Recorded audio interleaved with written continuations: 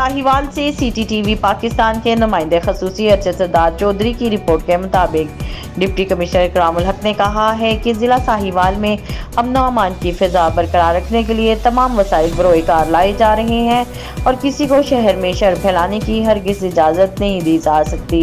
उन्होंने मजीद कहा कि साहिवाल में तमाम मज़ाहिब की इबादत गाहों की हिफाजत यकीनी बनाई जा रही है। इन ख्यालात का इजहार उन्होंने अपने दफ्तर में ज़िलाई बैनुल मज़ाहिब हम आहंगी कमेटी के इजलास की सदारत करते हुए किया, जिसमें additional deputy commissioner general Syed Usman Munir Bukhari, AC Sahiwal Mohammad Usman Chaudhry, DSP Punjab police Riaz Ahmed, उलमाए किराम जिनमें एहसानुल हक फरीदी, कारी बशीर अहमद, मोहम्मद नदीम फरीदी, कारी अतीकुर रहमान, मौलाना मोहम्मद आबिद के अलावा मसीही बरादरी से बिशम अब्राहम, अजीम डैनियल, एल्डर दिलबर जानी, पादरी आरसिन, यूसुफ अजहर, आशिक नाज, नदीम जोसेफ समेत दीगर ने शिरकत की। इजलास में जड़ामाला वाक़े की पुरजोर अल्फाज में मजम्मत की गई और वाक़े के जिम्मेदारान को कैफरे किरदार तक पहुँचाने का मुतालबा किया गया। ऐसे वाक़यात की मुस्तकबिल में रोकथाम के लिए लाएअमल बनाने और जिम्मेदारों को कड़ी से कड़ी सज़ा दिलवाने की ज़रूरत पर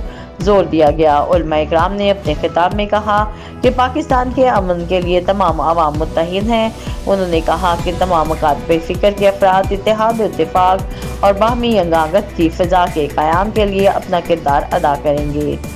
चीचा